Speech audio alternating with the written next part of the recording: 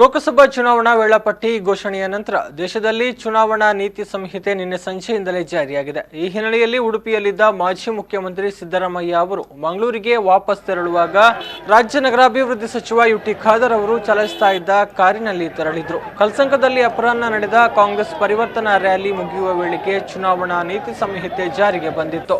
ಈ ಹಿನ್ನೆಲೆಯಲ್ಲಿ ಮಾಜಿ ಮುಖ್ಯಮಂತ್ರಿ ಸಿದ್ದರಾಮಯ್ಯ ಅವರು ಅಂಬಲಪಾಡಿ ಶ್ಯಾಮಿಲಿ ಸಭಾಂಗಣದಲ್ಲಿ ಹಮ್ಮಿಕೊಳ್ಳಲಾದ ಮೀನುಗಾರ ಮಹಿಳೆಯರ ಕಾರ್ಯಕ್ರಮಕ್ಕೆ ಸರಕಾರಿ ಕಾರನ್ನ ಬಿಟ್ಟು ಸಚಿವ ಖಾದರ್ ಅವರ ಕಾರಿನಲ್ಲಿ ಪ್ರಯಾಣಿಸಿದ್ರು. ಶ್ಯಾಮಿಲಿ ಸಭಾಂಗಣದ ಕಾರ್ಯಕ್ರಮ ಮುಗಿಸಿದ ಸಿದ್ದರಾಮಯ್ಯ ಅಲ್ಲಿಂದ ಮಂಗಳೂರಿಗೂ ಖಾದರ್ ಅವರ ಕಾರಿನಲ್ಲೇ ಹೊರಟರು. ಈ ಕಾರಿಗೆ ಖಾದರ್ ಅವರೇ ಚಾಲಕರಾಗಿದ್ದು ಎಲ್ಲರ ಗಮನ ಸೆಳೆಯಿತು.